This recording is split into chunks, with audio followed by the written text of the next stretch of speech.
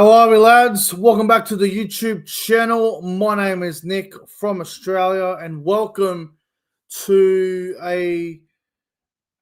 another live stream. We're going to be reviewing the England-Australia game one of the Ashes that happened on the weekend, and obviously Tonga versus Samoa. I would have done these reviews a lot earlier, but I just haven't had the opportunity to do so. I was up at the Tonga versus Samoa game on Sunday up there in Brisbane, and it was a fantastic time. So I just haven't really had a chance to do any live streams and review any of the games. So this is my opportunity to do so now, and we're going to do that in just a little bit. But before we go any further, I would like to acknowledge the live chat. Hope everyone is doing well. G'day to CJ Moxley, Luke Melbourne Storm fan, Michael Driver. Hello to Darren. Hello to Will Pearson.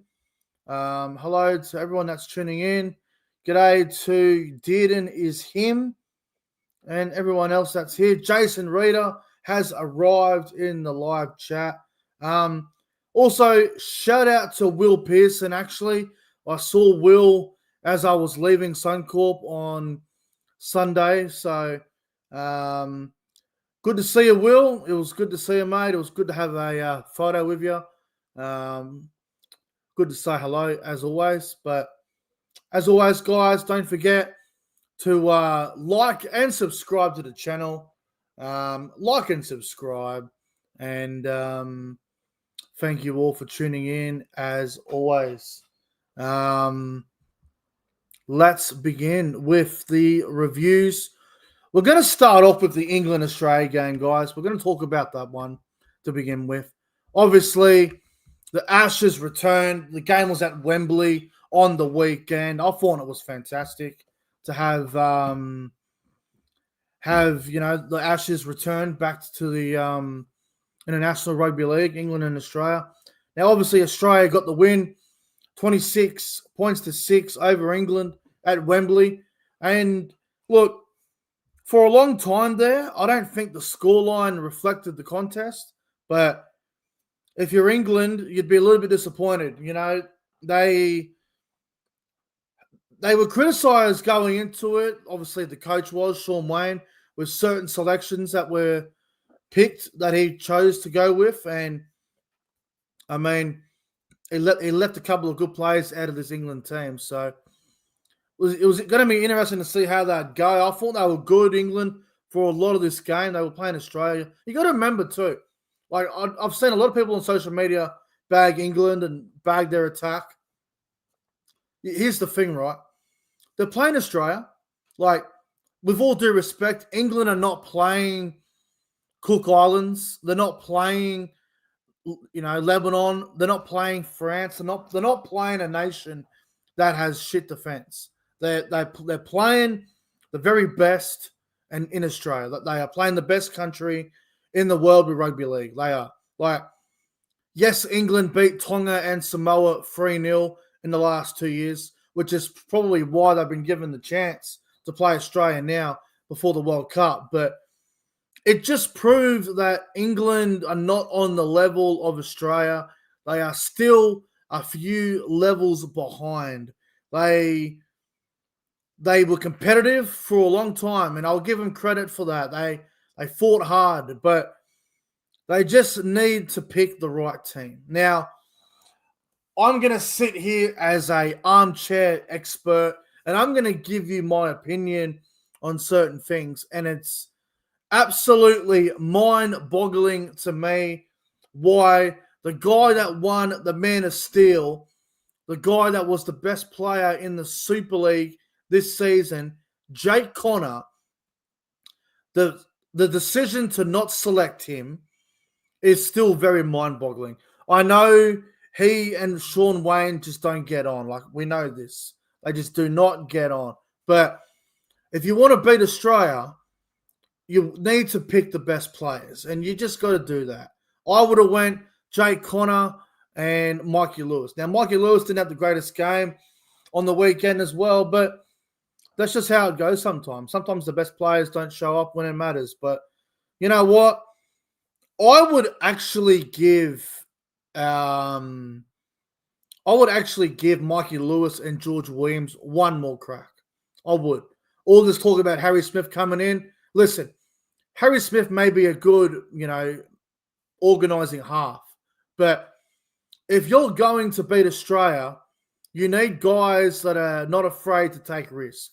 You need guys that are willing to take a risk when there's an opportunity, even if they don't score. If they get tackled over the sideline, at least they had a crack, Mikey Lewis and George Williams, they did set up a few chances and they did bomb a few tries. On 2 occasions, England went down the left-hand side, and there was one where they kicked it on the inside, and I think Lewis and Wellesby were there, but the ball went dead. That would have been a try. And there was another opportunity where they went down the left-hand side, and then I think there was a pass thrown inside that might have been touched by Reece Walsh or something, or England might have knocked on or whatever. So, look, England did have a couple of chances to score. Unfortunately, the ball went dead. The ball didn't go their way, but I wouldn't say England were terrible. Like, I wouldn't say they were really bad. I really wouldn't. Like, they were 8-0 down at halftime, got back to 14-0. Australia were up 14-0. England bombed a couple of tries. Like, they lost 26-6 in the end. But England left about probably 3 tries out there. So, although I think Australia, they were the better team. They defended better and they attacked when they could. But I think England will be better for the run. I really do. I think they'll be better for the run.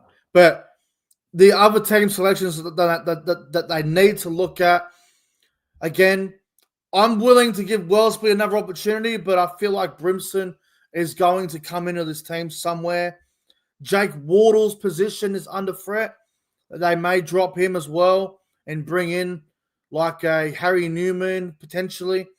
And look, I don't want to be too negative on Darryl Clark because I'm so high on Jez Litton at the moment. Jez Litton brought so much impact off the bench the other day. Jez Litton needs to be starting. Darryl Clark either goes back to the bench or misses out for me. So I'd be bringing Jez Litton into the starting team and trying to find a spot for AJ Brimson. But look, a lot of the rest of England, I wouldn't really change up too much. Dom Young actually had a pretty good game on the weekend. Herbie Farmworth was very good. Their forwards tried, but they need more.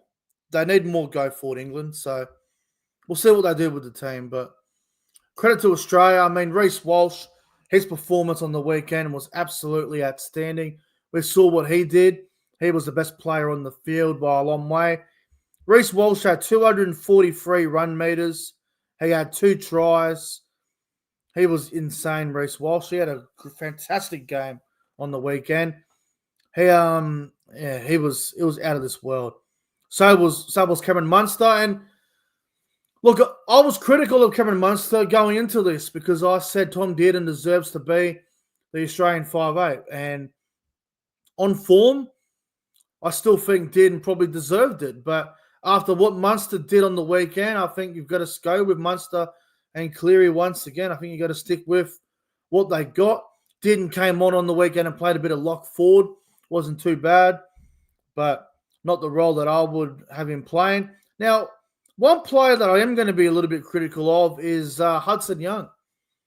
Hudson Young had maybe 2 or 3 good carries, but everything else, he just lost his head there a little bit. I think England will know what to do now. Like, I think they'll know if they can get under Hudson Young's skin and whatnot. Maybe they can potentially get some joy out of that. But yeah, Hudson Young lost his cool there a bit, so he needs to be better for sure. But look, the rest of the Australian team, very strong. And look, I'm looking forward to game 2. I'm really looking forward to game 2 this weekend. Now, game 2, obviously, is on Sunday morning once again. But this time it's at 1:30 in the morning. So it's an hour later than what it was on the weekend. It's at Liverpool at Hill Dickinson Stadium. So I'm looking forward to game 2. It's going to be very interesting. How many changes will England make? Will Australia keep the same team? Will they bring in a couple of other players? Will Bradman Best and Lindsay Smith be given an opportunity to play? I'm not sure, but Australia deserved to win the other night. I still think the scoreline probably didn't reflect the game, but, it is what it is for England. I think Australia, obviously the favourites going in, so we'll see how England respond in game 2. It's do or die now for England, so they have to win. Otherwise, we could be looking at a potential clean sweep. But player of the game was obviously Reece Walsh. It was outstanding. Now, moving on to the other game on the weekend that I enjoyed, and I actually attended this game on the weekend, guys. Samoa. Wow, how about Samoa? Samoa defeating Tonga 34 points to 6. This game was absolutely surprising. You had what happened? There was a storm that was delayed it was quite fucked. We got 60 minutes into the game. 60 minutes into the game. Then there was lightning and there was a big storm that hit Brisbane. The game was delayed for about 90 minutes. So for 90 minutes, I'm sitting there in the crowd. We had to move under shelter to where the bay number is, where you get your food and your drinks. We had to go under there and stand around for about 90 minutes just to wait until the game was back on. So that was a bit shit, but a lot of people decided to leave, and I didn't blame them. At the time, it was 16-0 Samoa. The game did look over, but a lot of people got the sense that if Tonga scored next, get it back to 16-6 with 15 to go or so, still time. So that's why a lot of people hanged around and didn't leave. But I was just shocked by the result. Like, the atmosphere was top 5 that I've been to. Like, I've been to a lot of big games in my lifetime, but the atmosphere for Tonga versus Samoa was easily top 5 best atmospheres I've ever experienced. The singing from the crowd, the cultures, so good. Absolutely loved it, man. So credit to Tonga and Samoa and everyone else. There was 44,000 there on Sunday, and look, the game was disappointing. I think we all expected a tight game. We all expected a really close battle, but it is what it is. I think Samoa they deserved to win. Like, they were just way too good. You had tries from Tago, Nanai got a double, Murray Talangi got one, Big Payne Haas got one, and Harris Tavita got one. And for Tonga, there was a late try there to Kula from Manly. Wow. Just wow, man. Like, what more can you say? Just unbelievable. Now, a lot of talk about Tonga Samoa. Should it be a 3-game series? I think it has to be. Like, I think you have one game at Suncorp. I reckon you take one game to Allianz Stadium in Sydney, and then you have the final maybe in New Zealand. Like, we've seen how big the crowds are in New Zealand when Tonga and Samoa are respectfully playing over there. But if I was running the schedule for a 3-game series between Tonga and Samoa, I would have game 1 at Suncorp Stadium, game 2 at Allianz Stadium in Sydney, and then game 3, take it to Go Media Stadium, Mount Smart Stadium in New Zealand. I'm telling you now, you're selling it out. I guarantee it. You're selling it out. Like, have the grand final in New Zealand. Oh, it'd be unbelievable. Honestly, it would be. Now, a couple of things I want us to talk about with Tonga.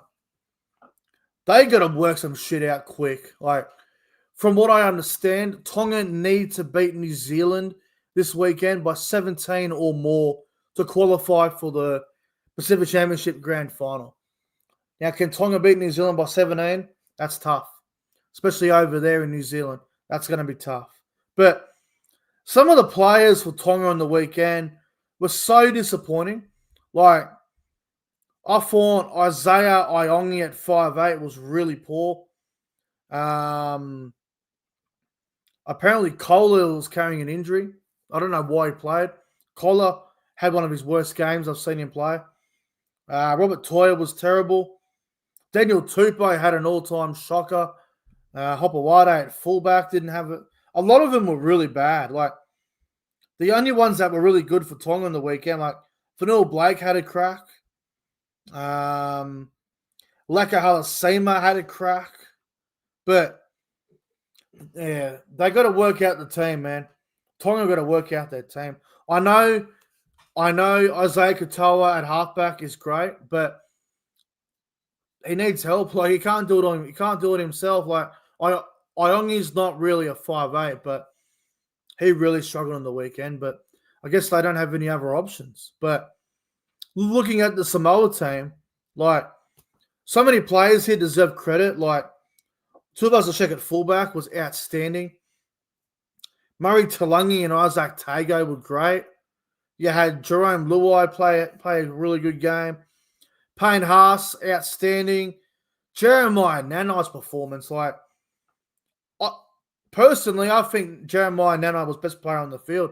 He was outstanding. You had Semi Sasungi had a good game. Junior Paulo throwing back the clock with his big hits. That big hit he did on Sonny Luke, that got me out of my seat. Like, that was insane, man. Absolutely insane. Harris Tavita off the bench doing his thing. Francis Mollo, Terrell May, like they all ripped in. So I think the final will be New Zealand and Samoa. And we saw that game last week and we saw how good it was. Like, it was a cracking game. Samoa, if Dean Mariner catches the ball with 5 minutes to go, Samoa probably win the game. And we're talking about a different game now. But unbelievable, man. Tonga, Samoa, well done, Samoa. But back to the drawing board for Tonga, that is for sure. Maybe they need to give a SOS call to Tuilola here. I don't know. But best player on the field, I think Paulo ended up getting man of the match, but being there live, I thought Nanai was out of this world. So Nanai is my player of the game. And yeah, not much more to really go over, guys. But that's pretty much about it. Obviously, Papua New Guinea also beat Cook Islands. Not going to touch on it too much, but Cook Islands were way more competitive than I anticipated. Papua New Guinea were very good, though, in the second half. Once Papua New Guinea got their attack going, they were way better. But Cook Islands, they had a crack, and they really surprised me on the weekend. But well done to PNG, once again, getting it done. But, guys, thank you all for watching. Don't forget to like and subscribe to the channel. If you haven't already, we're about 105 subscribers away from 4K, so we're getting close. But thanks for watching, everyone. And I'll be live later on tonight for week 3 of the Pacific Championships predictions. So tune in about 2.5 hours from now. And, we'll be doing that. So thanks for watching. Like and subscribe. See you in the next one.